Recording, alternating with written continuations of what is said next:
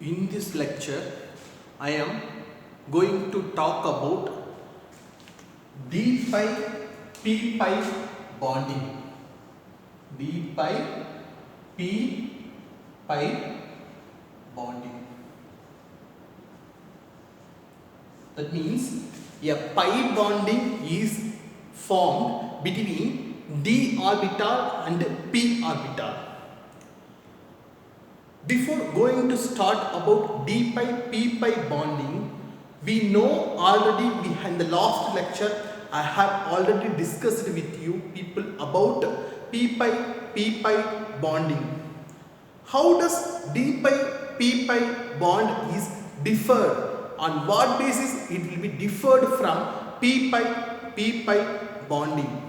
When we come to d pi p pi bonding, we know that d orbital and p orbital, one of the element from d orbital and the other element from the p orbital, which undergoes lateral overlap to form pi bond. But when we consider theoretical arguments, theoretical point of view, d orbital and p orbital have two different energy. For example, let us take an example. Most particularly I am going to discuss here with non-metals. So just to take an example of phosphorus or sulfur compounds. When we have taken phosphorus or sulfur compounds, an electronic configuration we can take 3s2 3p. In case of phosphorus means we can put general number m and 3d, mostly it is 0. It has to move one electron. That means 3s1 3p m minus 1 3d 2. In case instead of 1 we can put n. For example, m is equal to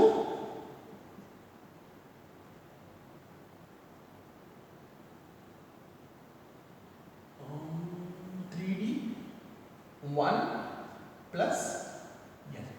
Okay. So we can see that one. In case for phosphorus, if you have taken an example of phosphorus, m is equal to 3, and in the case n is equal to 0 for phosphorus, n is equal to 1 for sulfur. So, in case if it is in phosphorus, one of the electron from s orbital is going to an electron to the d orbital. In case of sulfur, one of the electron from s orbital as well as another electron from p orbital, both of them are going to d orbital. So we have to think about the promotion energy. Is it accessible? Is it possible?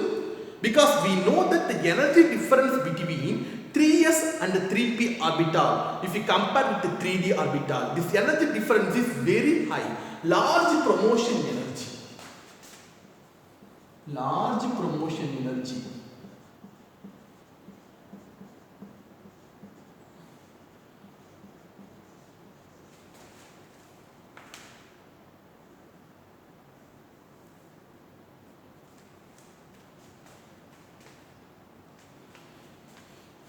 Large promotion energy. So we need to get answer for this question.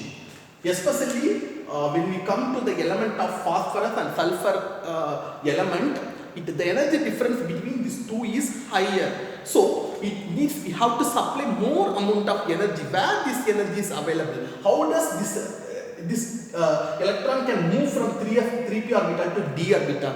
Because the d orbital should have an electron that can involve in bonding with another p orbital to form d pi p pi bonding. If the d orbital should have an electron, means either the electron should move from either s orbital or p orbital, or some cases both s orbital and p orbital has to give electron to d orbital. That energy is very higher for an element such as phosphorus and sulfur. That is the first question. We need to get answer if the d pi p pi bonding has to be occurred, means we need to get an answer for large promotion energy. And the second one is, we know that d orbitals are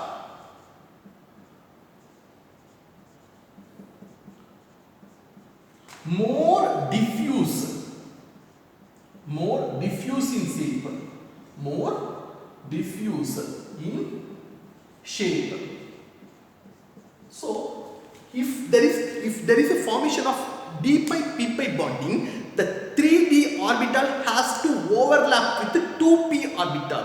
So the 3d orbital, the size wise, if you have considered that one, the orbitals are more diffuse in shape. If the orbitals are more diffuse, not compactable, then it will give poor overlap, results poor overlap.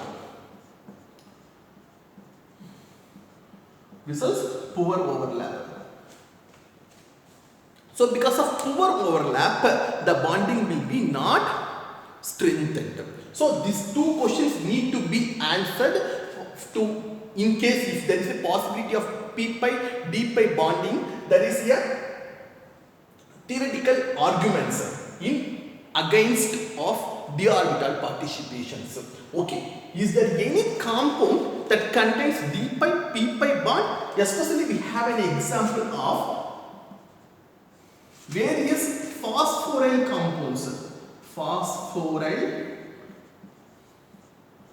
compounds. That is compounds phosphorus 5 with oxygen bond. This type of compounds have there is a presence of d pi p pi bonding, and as well as we have some compounds such as sulfur compounds such as SNF3, thiacyl trifluoride. These are some of the examples for compounds having p pi d pi bonding. Okay, now let me go to any experimental, any evidence is available for p pi d pi bonding in phosphoryl compounds. We can go and analyze more about the phosphoryl compounds to understand how does the p pi d pi bond can be present in the molecules.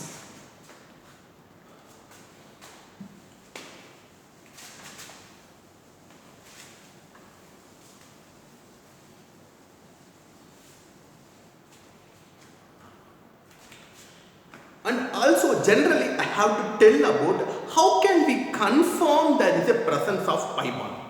In case if the sigma bond is formed, means we can compare the distance with the van der Waals radius. If the distance of covalent bond, that radii is less than van der Waals radii, then we can confirm that there is a presence of single bond between two elements. How can we confirm the presence of pi bond? Normally pi bond can be confirmed by shortening of single bond.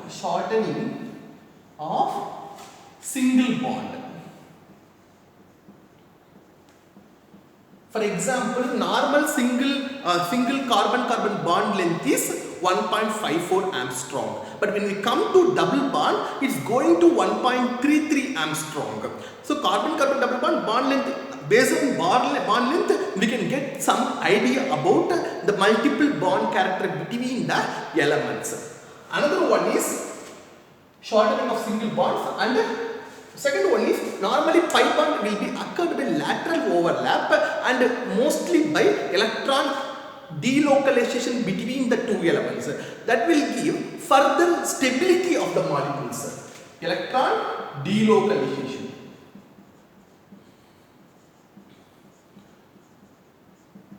Electron delocalization between two elements, that makes the molecule will be more stable. That means the dissociation energy, for example, will be increased. We know that compared with the carbon-carbon single bond, that dissociation energy is less compared with the dissociation energy of carbon-carbon double bond. So in that way what happened? The stability of molecules will be increased. So normally if there is a presence of, if there is in any case there is a formation of pi bond, that bond length should be less, as well as the second one, electron delocalization, that will increase the stability of the molecules. These two parameters, based on these two parameters, we can confirm that there may be possibility of formation of double bond between any elements. Okay, now let me come to phosphoryl compounds.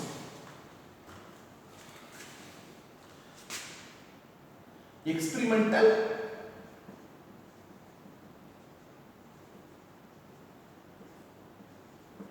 evidence for p pi d pi bond in phosphoryl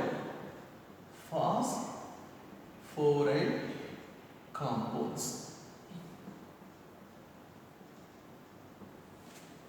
So phosphoryl compounds means a compound. For example, you can take an example of R3PO.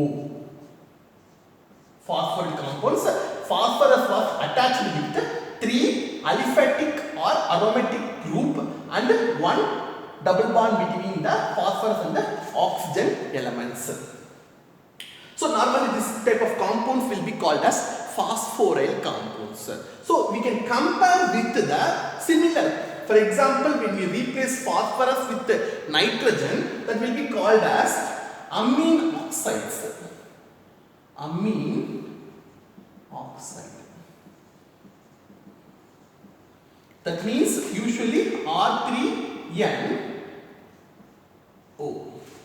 We know that nitrogen does not have any d orbital. So in such kind of compounds, there is no possibility of formation of p pi d pi bonding. But when we go to triaryl or trialkyl phosphine oxides, phosphorus having 3d orbital, so that can involve in p pi d pi bonding. Possibilities are there. So we can compare these two molecules. They're based on their stability or their polarity, that can give some information about p pi d pi bonding existing in phosphoryl compounds. Let me take an example of simple amine, R3N. Again, R3P. If you compare these two molecules, this is simple triaryl amine. This one is, or you can say trialkyl amine. Again here triaryl or trialkyl phosphine. If you take these two molecules, substituted amines, no need to protect. No need to protect from atmosphere. No need to protect from atmosphere. Why?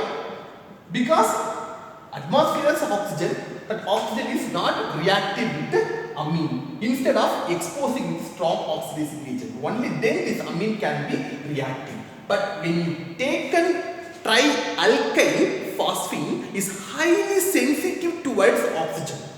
Highly trialkyl, especially trialkyl phosphine, we need to keep in inert atmosphere. We should not allow them to expose with the oxygen. Why?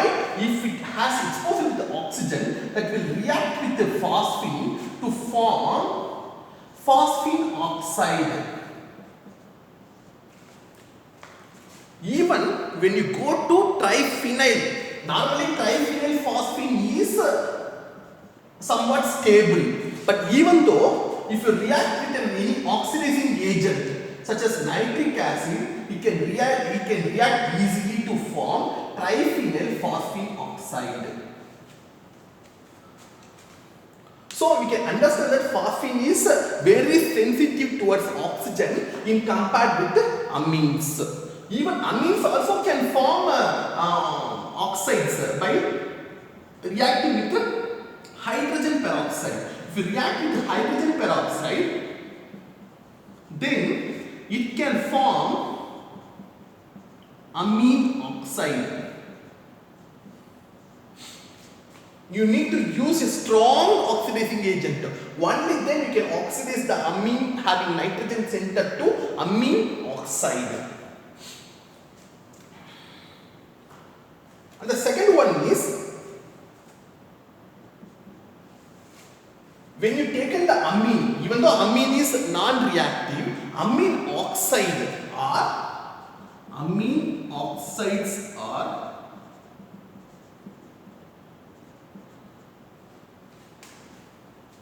sensitive towards heat. Sensitive towards heat. If you heat this compound, it can be decomposed to, amine oxide can be decomposed to hydroxylamine plus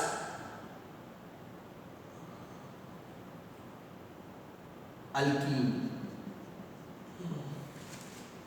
Amine oxide is very sensitive. If you heat it, it can convert it to hydroxylamine derivative plus alkene. But when you come to phosphine oxide, most of the phosphine oxides are even stable up to, for example, when you take in triphenyl phosphine oxide, it's stable even up to 600 degrees Celsius. It's very strong. It will not decompose. It will not decompose.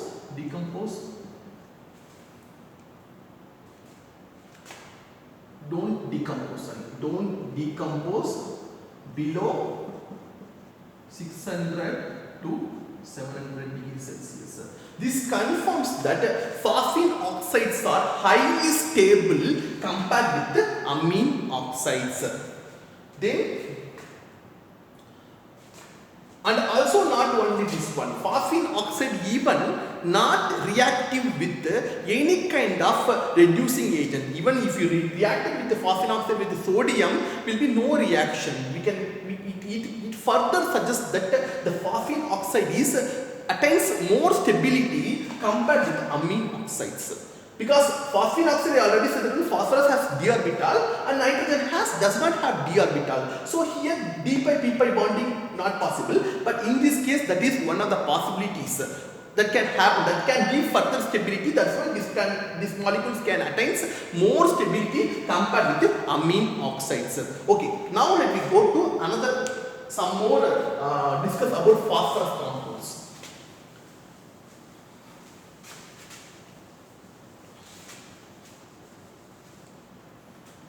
Normally, if we have taken any kind of lower phosphorus acids, normally lower phosphorus acids we have to generate by hydrolysis procedure.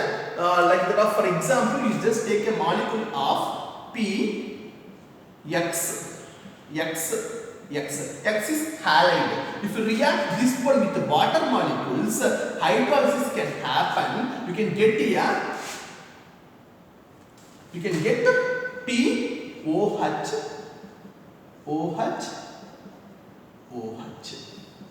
This will be an intermediate. It never exists actually. It will be suddenly rearranged to phosphorus double bond O, hydrogen OH.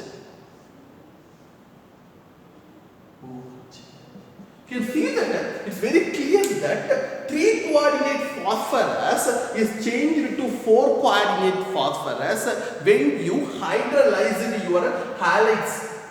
When you hydrolyze your halides, the 3-coordinate phosphorus is going to the 4-coordinate phosphorus.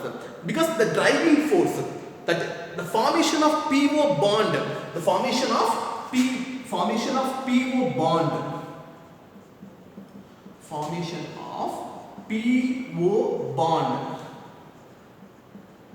is the driving force.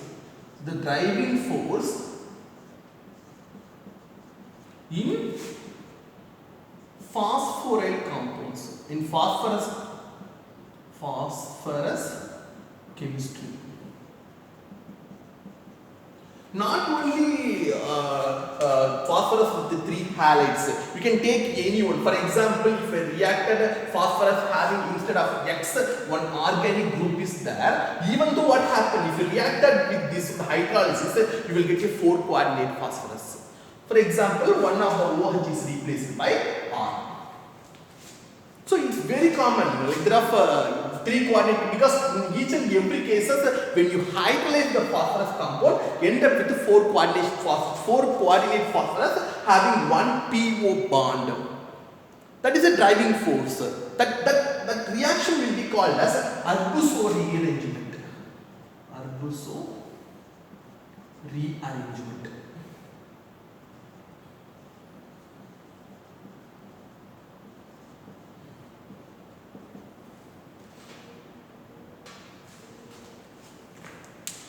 Tendency to form PO bond is responsible for Arbuso rearrangement. Again, it's very clear that phosphorus likes to go to P double bond O to attain more stability compared with phosphorus with lone pair electron. If it forms in every cases, it forms a compound with P double bond O to attain more stability. That again giving some evidence for the maybe the presence of P-pi D-pi bonding.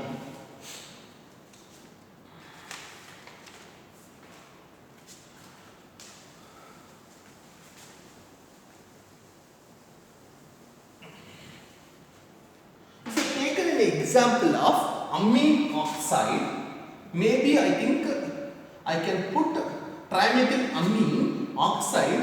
It has one structure, but when we come to triaryl phosphine, maybe I can put triethyl phosphine oxide.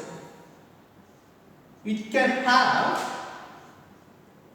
two resonance structure.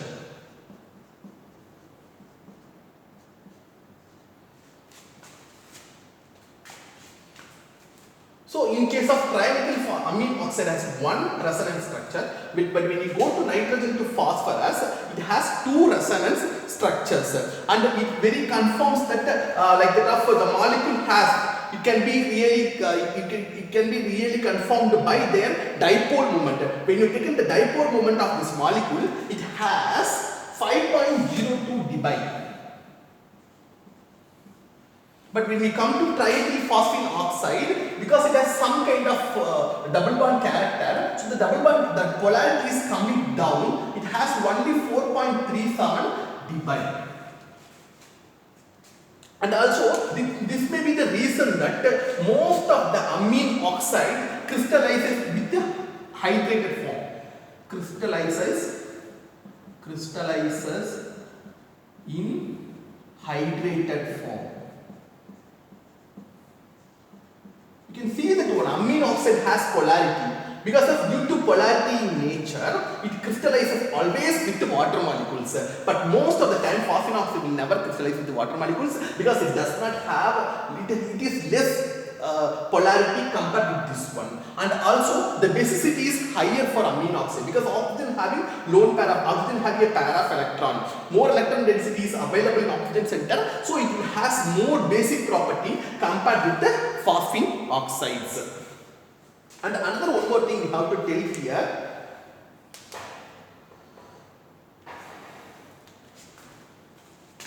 Double bond character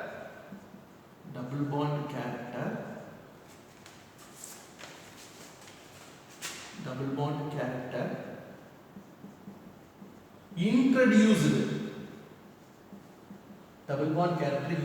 in R3PO strengthens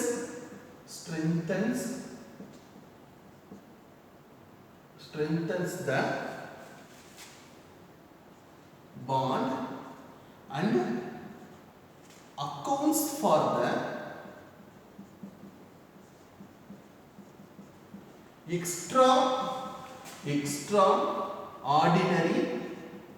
extraordinary stability of the PO linkages.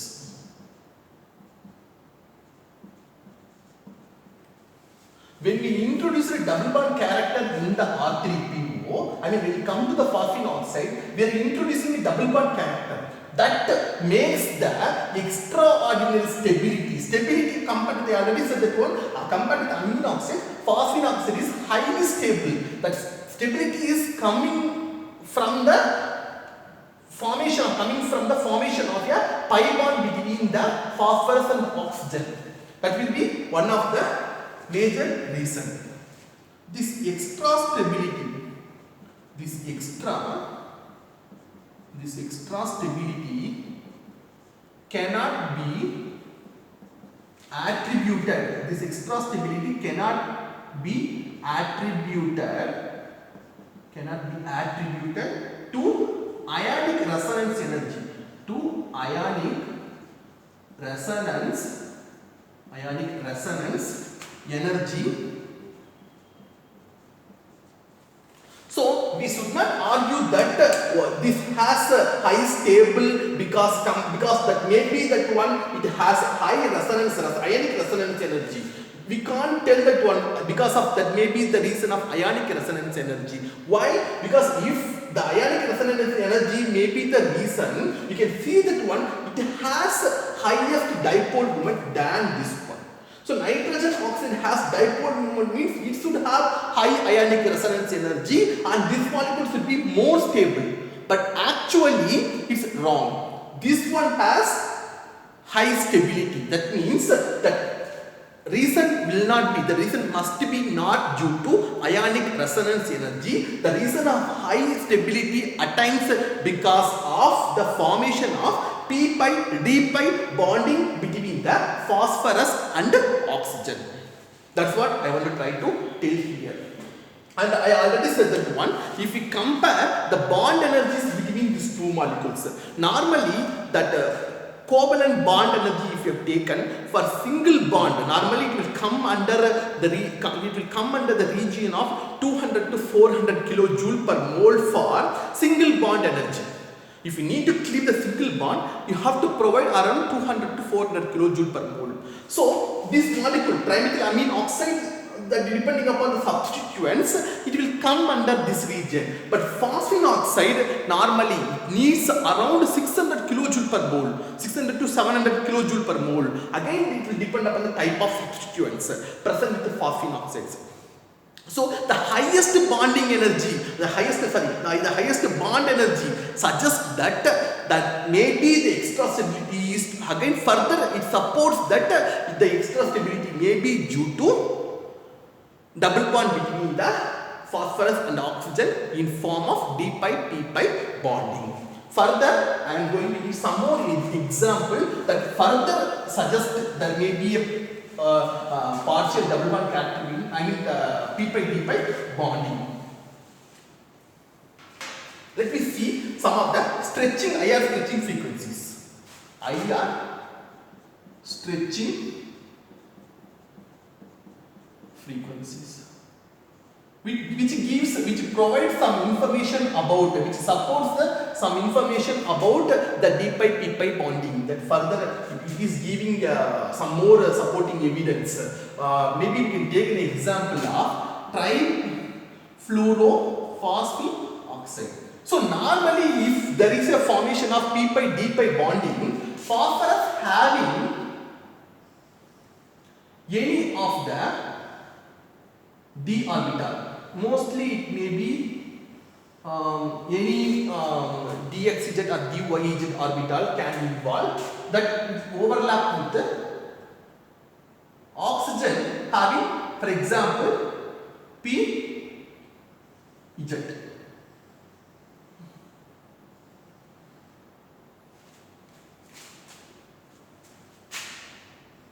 Okay. So what happened? PO, oxygen has a completely filled electron that is moving to phosphorus center. If the electron density is back bonding, the electron density is moving from oxygen center to phosphorus center, phosphorus already have highest oxidation state, so that at times the phosphorus will be more stability. Normally the electron density is moving from oxygen to phosphorus center in the form of back bonding.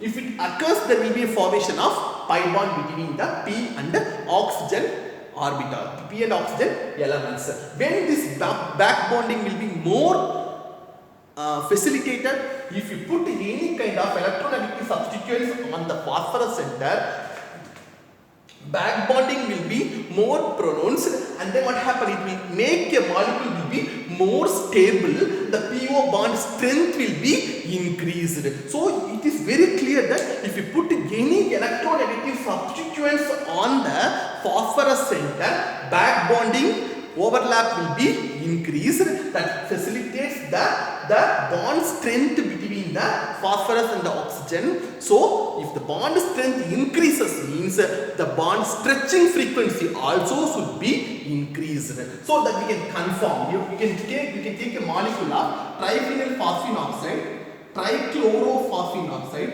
tribromophosphine oxide, and also we have triphenyl phosphine oxide.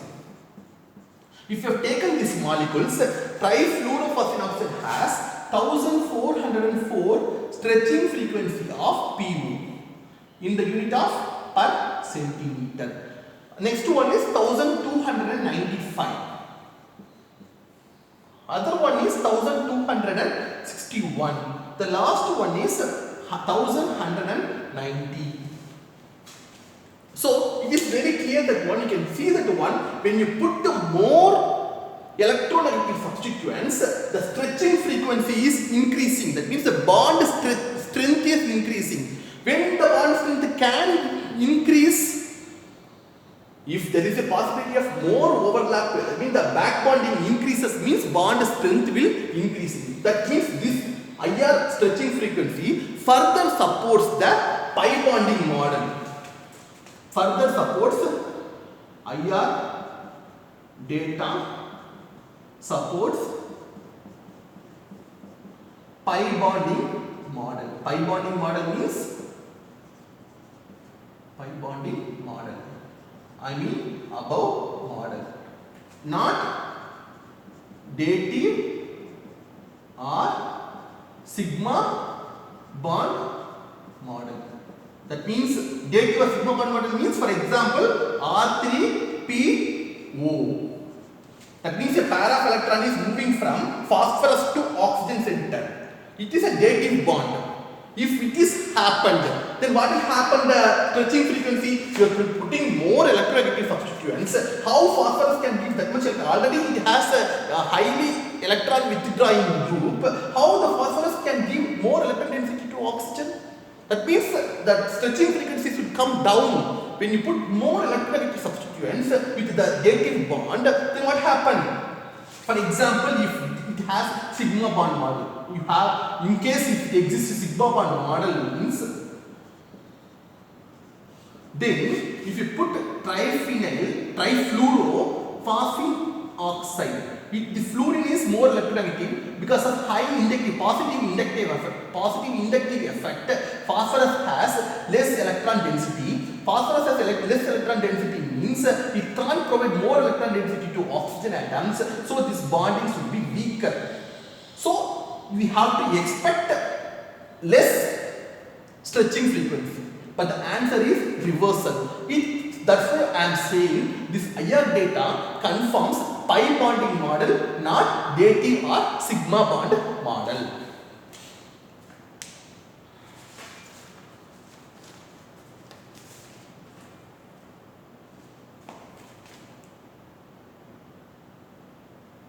Then let me have some more molecules. We can go to some other molecules. We can see that various other molecules having non-metals which can involve d-pi bonding. That how much the d-pi bonding can affect their physical properties. I mean especially basicity of the molecules.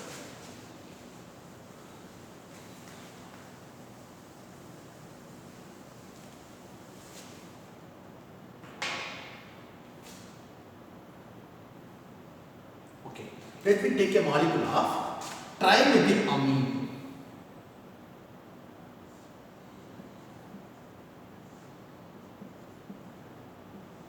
Okay. Trimethylamine, we know that this molecule has pyramidal shape. pyramidal shape. Nitrogen center has a pair of electrons. When we substituted carbon with silicon, what will happen? When we substituted carbon with silicon, I mean a molecule of SiH3. What I have done, instead of methyl group, carbon having 3 hydrogen atom, carbon was now replaced by silicon. So what happened? How does the shape of the molecule will be changed? That we can see now. So if there is a insertion of silicon atom with carbon, then silicon we know that it has a d orbital. So if there is a presence of d orbital, so it has a pair of electron that can move to the empty d orbital to change the geometry from pyramidal to planar geometry.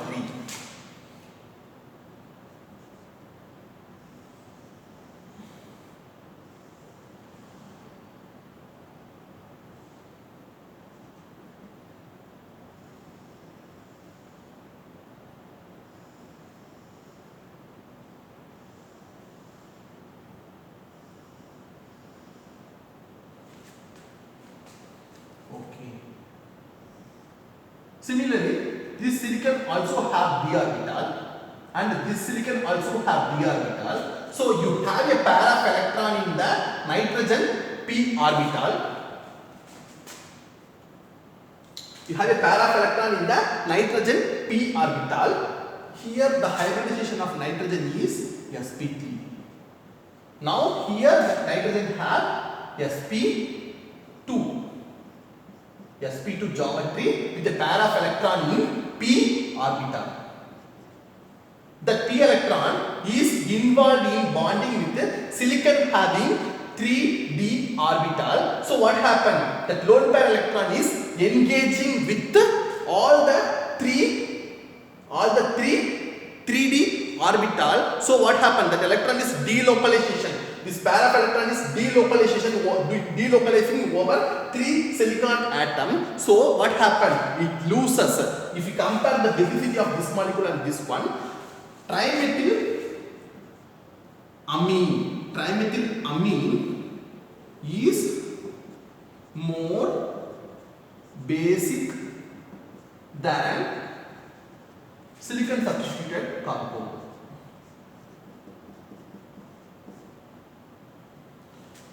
So why? Because in case here the pair of electron is present in the sp3 hybrid orbital, but when we come to nitrogen with silicon orbitals, right? Nitrogen with silicon substituents, the silicon having 3d orbital. 3 silicon atoms have 3d orbitals. So this pair of electron is overlapping with all the 3d orbitals. So this electron will be delocalized over 3 silicon centers that makes the nitrogen having p orbital, nitrogen having a pair of electron is not available in the nitrogen center. So the basicity is coming down. So that's why if you react this molecule with any kind of Lewis acid such as boron trifluoride, it can form an adduct. For example, if you react this one with the trimethylamine plus boron trifluoride, because this one is a Lewis base and this one is Lewis acid, which has to form an adduct.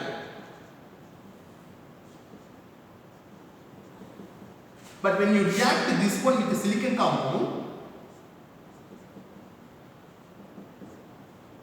will not react with boron trifluoride. No reaction.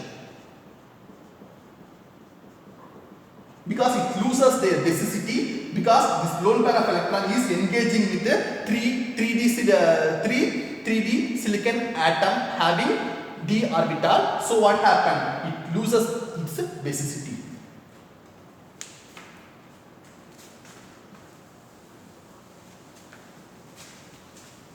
We have another example. You can take a molecule of dimethyl ether. You can compare this one with the silicon having siloxane, disiloxane. So if you compare these two molecules, It has bond angle of 144 degree. Here the bond angle is 111 degree. Again, here the oxygen having sp3 hybrid orbital. sp3 hybrid orbital. But when you come here, oxygen having sp2 hybrid orbital. You can see the bond angle. It's not sp3 hybrid because this oxygen having sp2 hybrid orbital having a pair of electron in sp2 hybrid orbital.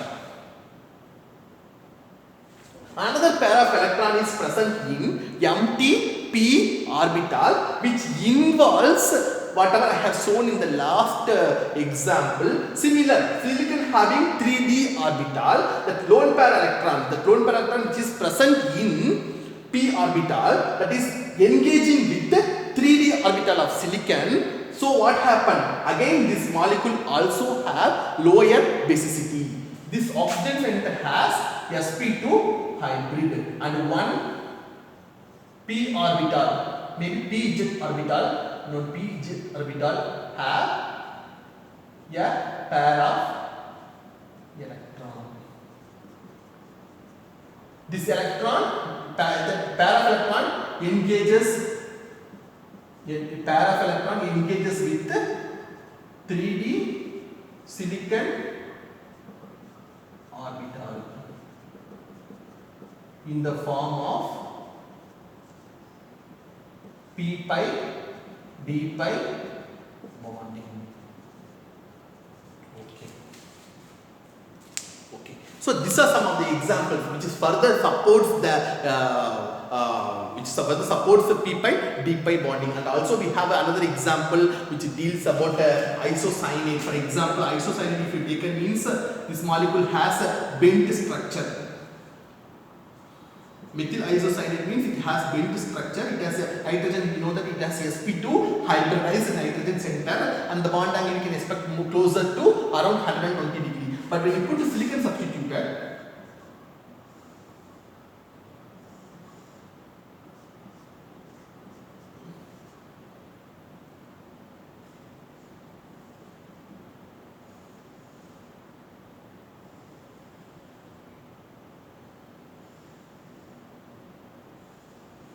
you can see that one. Again, what happened? This nitrogen center has now sp hybrid orbital, and a pair of electron is present in the nitrogen center, is involving a bonding, p pi d pi bonding. So it has the planar geometry.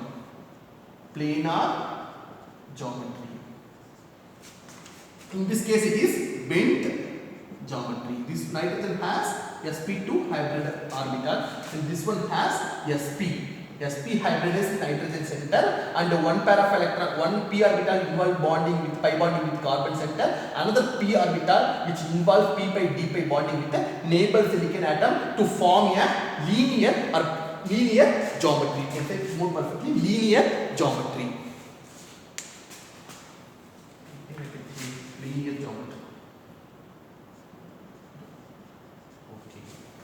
Okay. Now let me come to the discussion. So when I started the p pi d pi bonding, theoretical arguments which they have put two questions in front of us, the difficulty for the formation of p pi d pi bonding. One is large promotion energy, second one is, for first case we have seen the large promotion energy, second one is the d orbitals are more diffuse in shape, so that will not undergo strong overlap with the 2p orbital. That two questions we have to get answer now, because we have various examples that supports the formation of p pi d pi bonding, that can be now concluded by how does p pi d pi bond, what is the answer for the question. We can try to find out the answer for the two questions. First one is large promotion energy.